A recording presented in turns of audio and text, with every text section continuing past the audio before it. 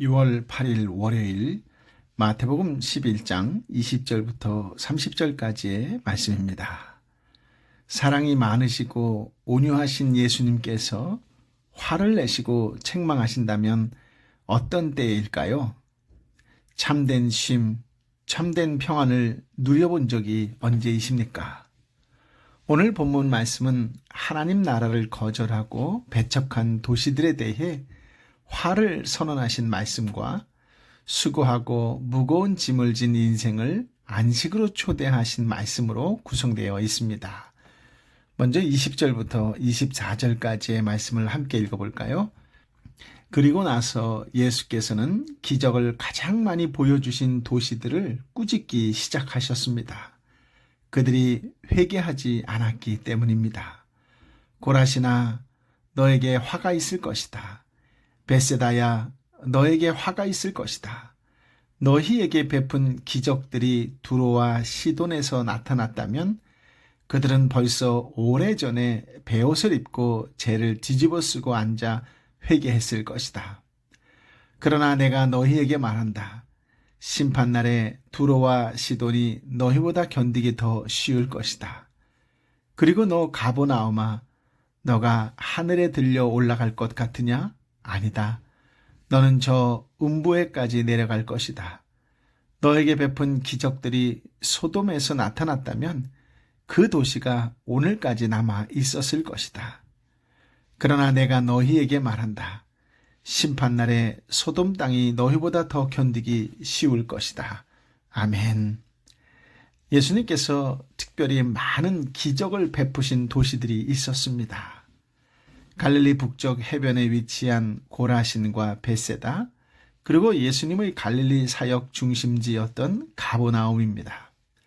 주님은 그곳에서 많은 기적을 통해 하나님 나라를 실제로 강하게 드러내셨습니다. 그 목적은 세상 백성으로 살아가던 삶에서 돌이켜 기적으로 임한 하나님 나라에 들어오도록 하기 위해서였지요. 그러나 그 도시들은 하나님 나라를 거절했습니다. 여전히 자기들의 죄악된 방식대로 살기를 고집했습니다. 예수님은 그들의 회개하지 아니함을 보고 책망하시며 화를 선언하셨지요. 여기서 화라고 하는 단어는 통곡하는 탄식을 말합니다. 즉, 주님은 회개하지 않는 그들을 심판으로 위협을 하신 것이 아니라는 뜻이지요. 회개하지 않고 스스로 멸망 가운데 빠지고 있는 그들을 보며 말할 수 없는 안타까움으로 탄식하신 것입니다. 예수님은 그들의 죄가 심각함을 구약의 세 개의 도시에 비교하셨습니다. 두로와 시돈은 구약에서 하나님을 대적하는 교만한 도시로 자주 언급되었습니다. 이스라엘 백성들이 지옥의 땔감 정도로 여겼던 곳이지요. 소돔은 온갖 폭력과 극심한 성범죄로 무법천지가 되어 하나님께서 유황불을 내려 멸망시켰던 도시입니다. 그런데 선택받은 백성들이었던 세 도시의 죄는 교만과 불신앙의 중심지였던 두로와 시돈보다, 그리고 사악한 범죄가 난무했던 소돔보다 훨씬 심각하다고 지적하셨습니다. 구약에 비하면 당시 갈릴리 사람들은 풍성한 은혜 속에 있었습니다. 예수님께서 세 도시에서 보여주었던 기적들은 하나님의 나라가 임했음을 인정하고 회개하기에 충분했습니다. 그들은 선지자들이 희미하게 예언했던 그림자와 모형을 붙들고 산 것이 아니라 하나님 나라의 실체를 실제로 보며 체험했습니다. 그것은 은혜이며 특권이었지요. 그러나 그들은 회개하지 않고 완악한 마음으로 배척하며 거절했습니다. 주어진 특권을 잘 감당하지 못했을 때 그들은 특권을 받지 못했던 사람들보다 훨씬 더 엄중한 심판을 받을 수밖에 없는 처지가 되었습니다. 오늘날 우리 시대는 갈릴리 도시들보다 훨씬 풍성한 하나님의 말씀을 가지고 있습니다. 은혜가 풍성한 만큼 하나님의 뜻에 합당하게 반응해야 할 책임이 크다는 것을 항상 명심해야 합니다. 큰 은혜를 경험한 사람은 많은 복을 누릴 가능성과 동시에 바르게 반응하지 않을 때 훨씬 엄중한 심판을 받을 가능성도 함께 가지고 있기 때문입니다. 하나님의 은혜를 받은 만큼 하나님께 더 가까이 가고 있는지 되돌아보시기를 바랍니다. 은혜 받은 자로서 하나님의 기쁨이 되고 하나님께 영광 돌리는 삶을 삶과 동시에 이 땅에 힘들고 지치고 아픈 이웃들에게 미소를 짓게 만들어주는 그런 축복과 은혜와 구원의 통로의 삶을 살아가시기를 예수님의 이름으로 축복합니다. 아멘. 25절부터 27절까지의 말씀입니다. 그때 예수께서 말씀하셨습니다. 아버지, 하늘과 땅의 주님, 제가 찬양합니다. 이 모든 것을 지혜롭고 학식 있는 사람들에게는 감추시고 어린 아이들에게는 나타내셨습니다. 그렇습니다. 아버지, 이것이 바로 아버지의 은혜로우신 뜻입니다. 내 아버지께서 모든 것을 나에게 맡기셨습니다. 아버지 외에는 아들을 아는 사람이 없고 아들과 또 아들이 택해 계시해 준 사람 외에는 아버지가 누구인지 아는 사람이 없습니다. 아멘. 본문이 지혜롭고 학식 있는 사람들이란 스스로 똑똑하게 여기며 복음을 거절하는 사람들을 말합니다.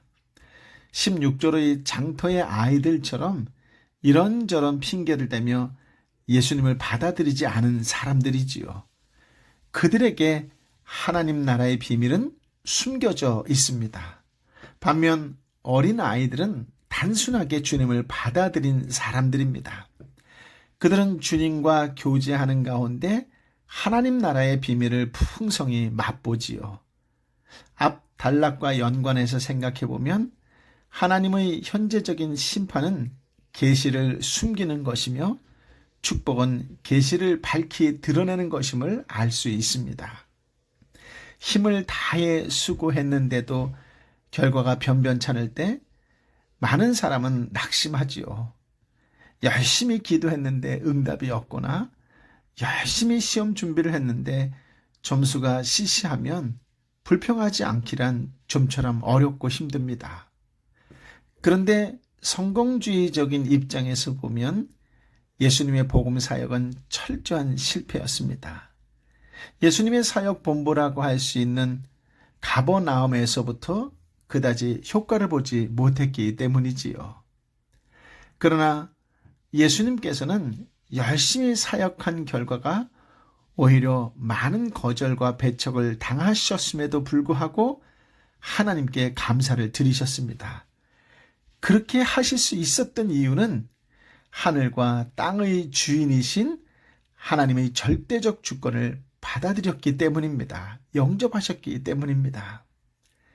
예수님의 감사는 자기 뜻대로 된 것에 대한 기쁨에서가 아니었습니다. 자신의 노력과 땀의 결신으로 일한 감사가 아니었습니다. 오직 하나님의 주권과 하나님의 뜻대로 된 것에 대한 감사였습니다. 예수님은 거절과 배척 속에서도 하나님 앞에서 감사의 자세를 잃지 않으셨습니다. 또한 그러한 여건 속에서도 충만한 쉼을 누리고 계셨기 때문에 당신의 쉼으로 사람들을 초청하셨습니다. 28절부터 30절까지의 말씀을 함께 읽어볼까요? 수고하고 무거운 짐을 진 모든 사람은 다 내게로 오라. 내가 너희를 쉬게 할 것이다. 나는 마음이 온유하고 겸손하니 너희는 내 멍에를 메고 내게서 배우라. 그러면 너희 영혼이 쉼을 얻을 것이다. 내 멍에는 매기 쉽고 내 짐은 가볍다. 아멘. 넓게 생각하면 모든 인생이 주의 무거운 짐을 지고 수고하는 사람들이라고 할 수 있습니다. 그 모든 사람들을 향해 예수님은 쉼으로 초청하신다는 것은 성경의 가르침입니다. 그러나 조금 좁혀서 앞 문맥과 연관해 보면 이는 지혜롭고 학식 있는 자들과 대조된 어린아이 같은 자들을 향한 초청이라고 할 수 있을 것입니다. 당시 유대 백성들은 바리새인들과 서기관들이 만든 율법적인 세부 조항에 짓눌려 살아야 했습니다. 예로 그들은 안식일에 일하지 말라라고 하는 말씀 한 구절로도 엄청난 양의 세부 조항들을 만들어냈습니다. 앞으로 12장에서 확인하게 되겠지만 안식일에 밀 이삭을 비벼 먹어도 정죄와 비난을 면할 수 없었습니다. 위배되는 세부 조항이 한두 가지가 아니었지요.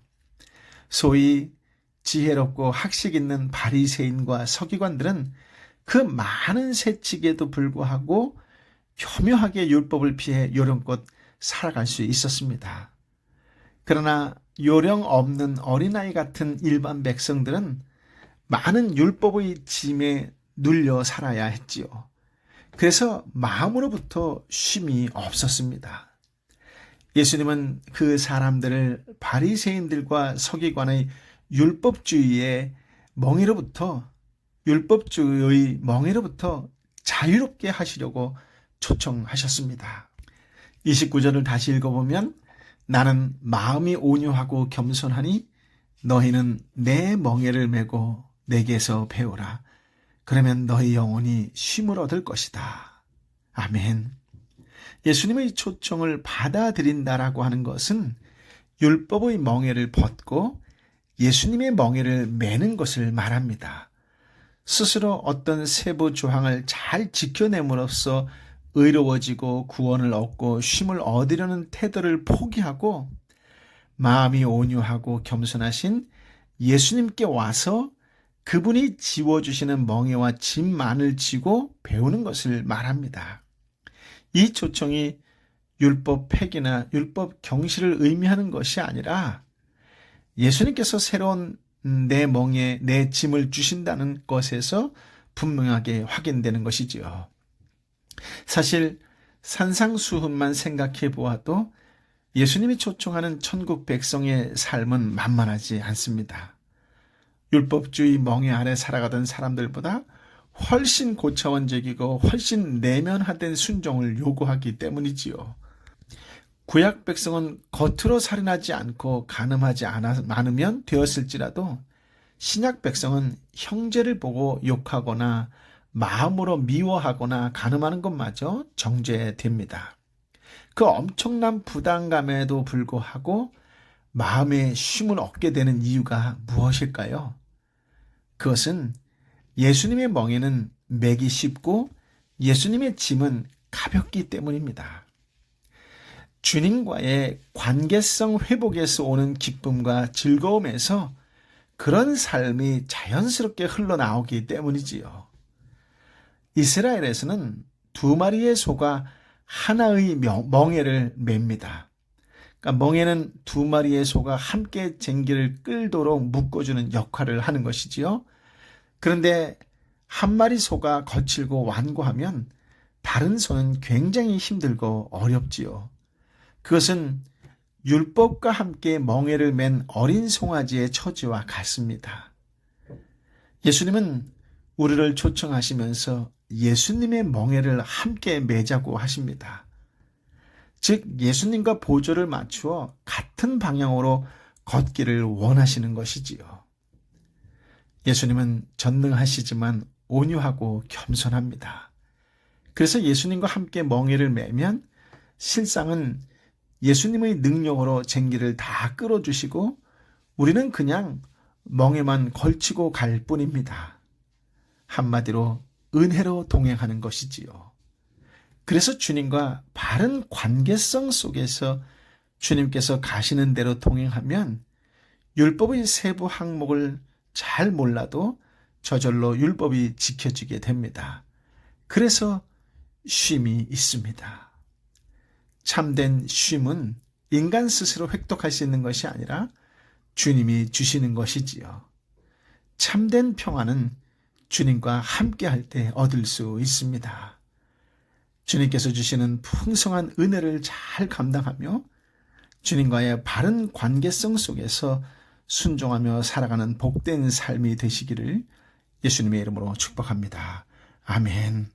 아버지 하나님, 참으로 귀한 말씀, 거룩하고 복된 말씀을 우리에게 허락하여 주시니 감사합니다. 무엇보다도 이 땅을 살아가는 것이 결탄코 쉽지 않은데 그럼에도 불구하고 우리 한 사람 한 사람을 불러 참된 쉼, 참된 평안을 허락하여 주시니 감사하고 또 감사합니다.